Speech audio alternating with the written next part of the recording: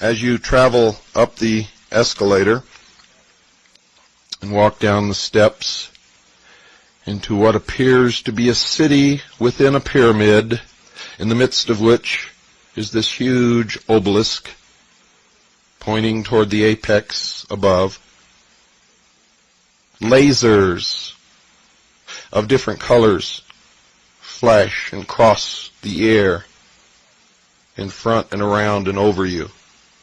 Everywhere you go, there are lights, and there are television sets every which way you turn, of every conceivable size, until you finally stand and you're looking up at the side of what appears to be a skyscraper inside this pyramid, on the side of which is a huge television screen.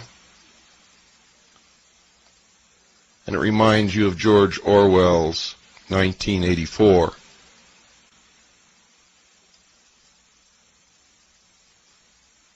That immediately comes to mind. For everywhere you look, there are eyes and television sets, just as what was described in 1984, or in Huxley's Brave New World.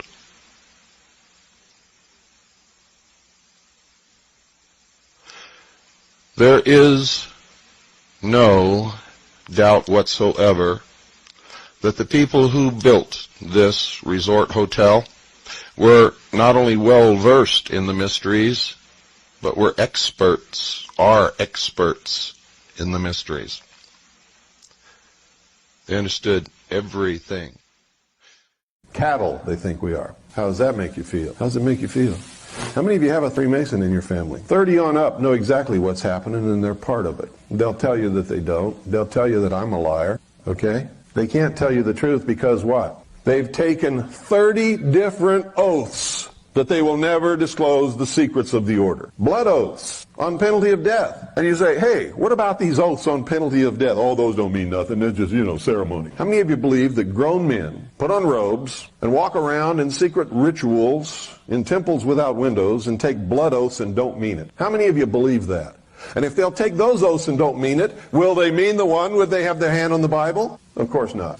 They're lying to you. They are liars. Chronic liars. Ceremonies and oaths give them permission to lie if it protects the secrets of the order and tells them it's okay. Now, how clear does it have to be before somebody wakes up? How many days do we have left? See, I told you yesterday, I'm not nice to people anymore. There's no time to be nice. No time to stroke you and make you feel good. I got to wake you up quick, and I got to get you ready to fight for your freedom, or you're going to make me a slave because you won't fight with me, or you'll make me dead because I'm the only one fighting. I don't like those odds, but whether you're with me or not, I'm going to fight. They're talking to us clearly. We don't hear what they're saying because we don't understand the language.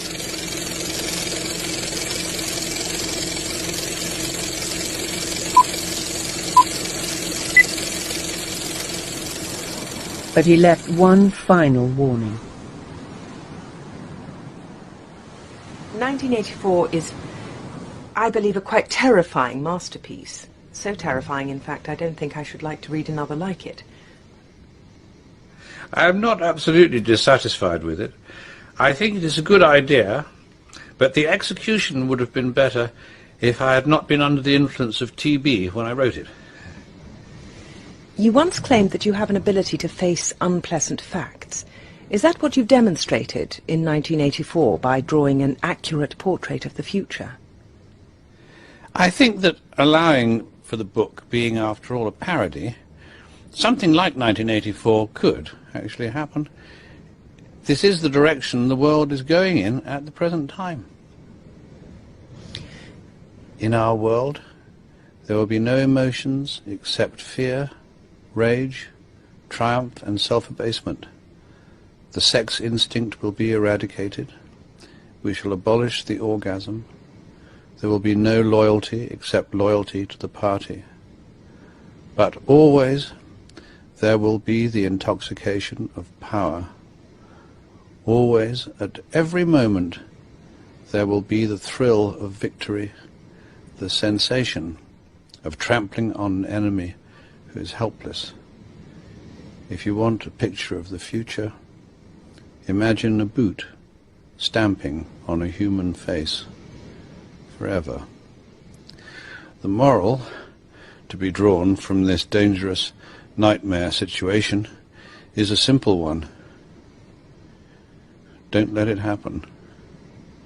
It depends on you.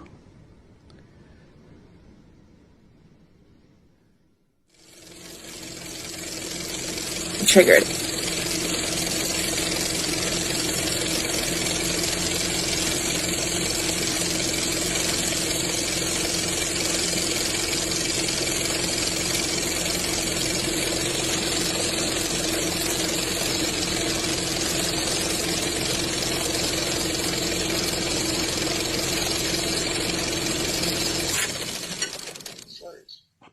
So the Orwellian view of the vision of the future wasn't too far off based on the scenario. George Orwell was just like me. He was a low-level member of British intelligence who was appointed to a position high enough where he saw the same documents that I saw. And he tried to warn the world just like I'm trying to warn the world, only he wasn't willing to take the risk that I'm willing to take, so he wrote it in a book called 1984 and spelled out exactly what's coming as a warning to the people of the world, as a work of fiction. But you notice that that work of fiction really stirred people up because they knew that it wasn't fiction. In their heart of hearts, everyone who's read that book knows that it's coming. It's a possibility. Most people won't recognize it overtly or publicly because then, if they recognize it, they have to be responsible to do something about it, and that's what every one of you have been resisting all your life, is being responsible to do something about it, to get involved. That's why you'll walk away from a girl being raped on the street by a gang of thugs rather than go and try to help her. And I'm not talking to all of you. I know there's some of you out there just like me, but most of you are just exactly what I've just described. Most people are no better than animals who do not have intelligence because they don't use their intelligence. And to these men who control things behind the scenes, you are stakes on the table by choice and consent, and will always be ruled and manipulated and enslaved by people who do use their brains. It was noted that the unity of all the world's religions and the recognition that they all derived from the same ancient source is the central philosophy of the sacred societies. It is the goal of the World Council of Religions. It was the message of Pope John Paul II in Denver, Colorado, dear listeners. And he replaced the last pope who tried to be a good pope. He was murdered after exactly 33 days in office. Now, I read this from La Traviata. La Traviata, the December 1993 issue, I believe. Is it the December? Yes, December 1993 issue. To show you that I'm not the only insane person out here who has discovered the truth amongst all the lies. Anyone can do it. I don't know who wrote that. I never saw that paper before. It was sent to me by a CAGI member. The author's name, I don't believe, is listed there. And even if it was, I still don't know him. Anyone who wants to look for the truth and find it will find it. It's not hidden, ladies and gentlemen. In fact, today, even though it began as a conspiracy hundreds and thousands of years ago, today it is all being done in the open. They believe that all of us are so stupid, actually, that they even write books about it, disclosing their whole intentions, all of their plans, knowing that none of you will ever read those books.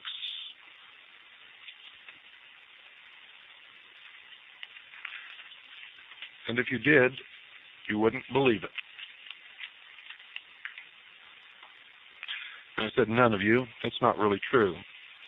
There's some of you out there who are learning, who are awake, who are struggling, who are fighting this battle with me and with Carolyn and with many others to try to save the penultimate achievement of all of mankind throughout the history of the world. That's the Constitution and the Bill of Rights of the United States of America. When I make a statement like that, I always get letters or people call if I open the phones and say, how can you make that statement, Bill, when you just told us that our founding fathers were members of these secret societies? Very simple, folks. Read the writings of the founding fathers. They will tell you themselves. This was a great experiment to see if man was capable of ruling himself, and if he was, this would be the culmination of the great work. But you will also find in their writings that they understood human nature better than any of us do or probably ever will. For they knew that with the keys built into the Constitution, we would give up our Creator-endowed rights and trade them for benefits from the state, thus relegating ourselves back into the old position of owned property. We would become indentured to the state for accepting these privileges. But they knew that people did then, as they do today, except for a very few people who really understand and appreciate freedom and understand the responsibilities and the consequences that go along with it. They understood that most people spend the first 20 years of their lives struggling to become responsible and to be accepted as a man or a woman in their own right, able to be responsible, strike out on their own, build a business, sign contracts. And once they discover the responsibilities and requirements that freedom demands, they spend the rest of their life trying to crawl back into the womb, searching for a daddy to take care of them. That's why socialism is so attractive to most people, ladies and gentlemen.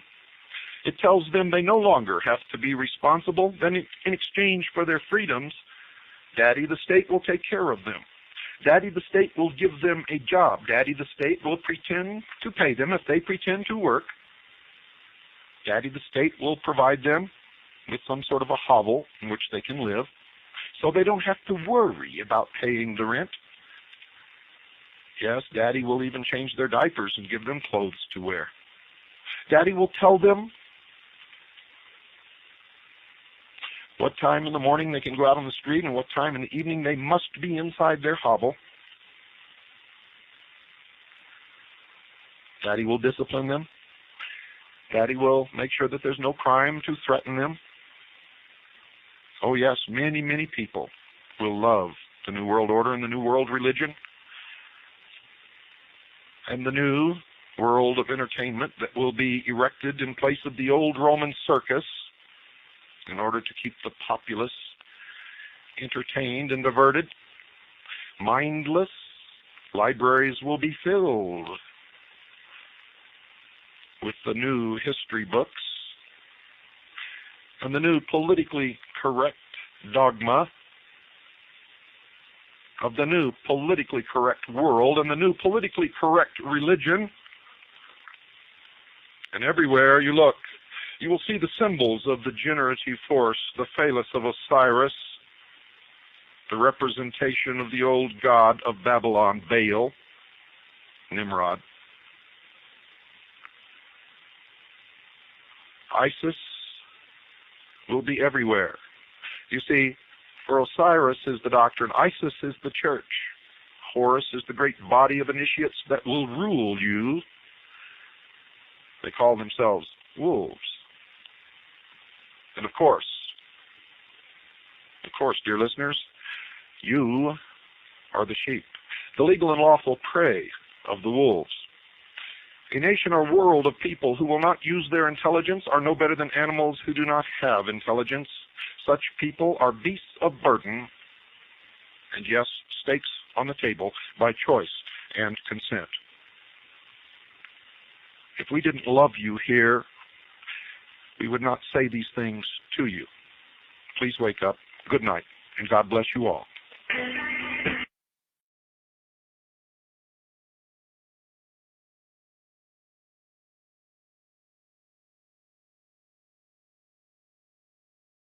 About our friends at Microsoft.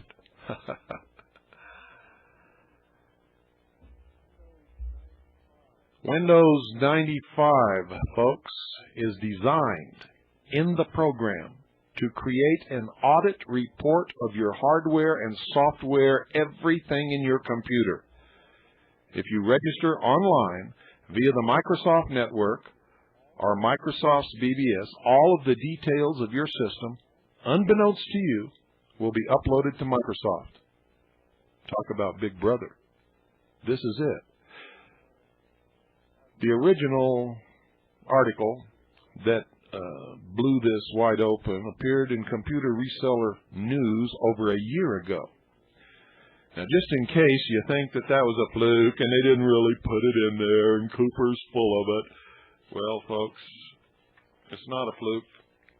And as usual, I'm certainly not full of it. Although sometimes I wish I were, because it would mean we didn't have to pay any attention to all this crap. But unfortunately, it's true.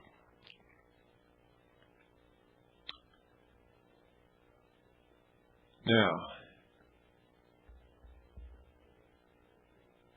there was a column called In Short in Information Week on page 88. This is Information Week magazine, May 22nd, 1995, right before the release. The column is called In Short, page 88, Information Week, May 22nd, 1995. Microsoft officials confirm that beta versions of Windows 95 include a small viral routine called Registration Wizard. Wizard. It interrogates every system on a network, gathering intelligence on what software is being run on which machine. It then creates a complete listing of both Microsoft's and competitors' products by machine, which it reports to Microsoft when customers sign up for Microsoft's network services. Due for launch later this year, customers must actively disable the routine if they don't want it to run. Now, if you're not a programmer, forget it. You would never know how to disable this routine. The implications of this action and the attitude of Microsoft to plan such an action beggars the imagination.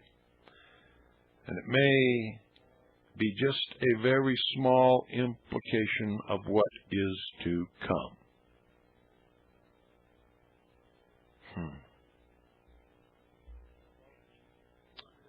Now, folks, the way to get around it is don't use Microsoft Network. Don't register online with Microsoft. And don't ever call Microsoft's bulletin board. It's as simple as that. Or you can find yourself a programmer that knows how to disable this thing. You see, what's so dangerous about this, folks, is a fellow got hold of the beta test CD of Win95, and he set up a packet sniffer between his serial port and the modem.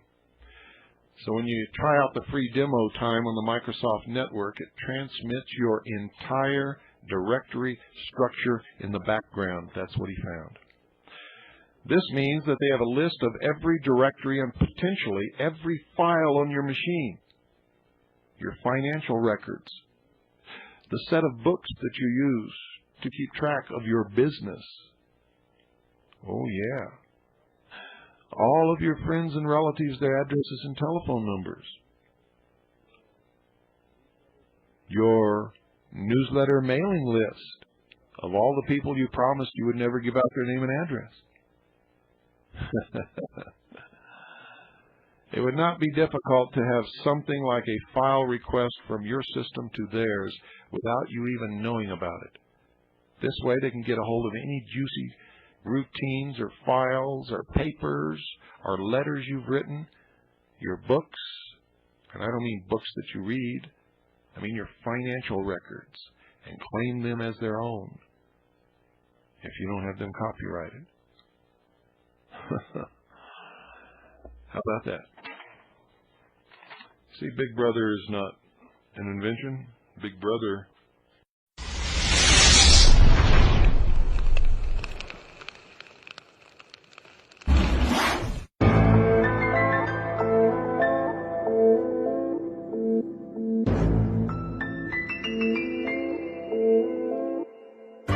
The real world is much different than you have ever perceived it.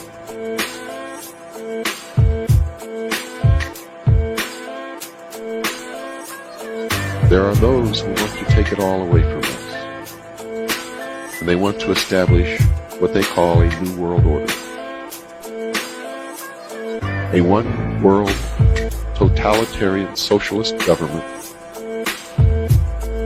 wherein each of us will be controlled on a 24-hour-a-day basis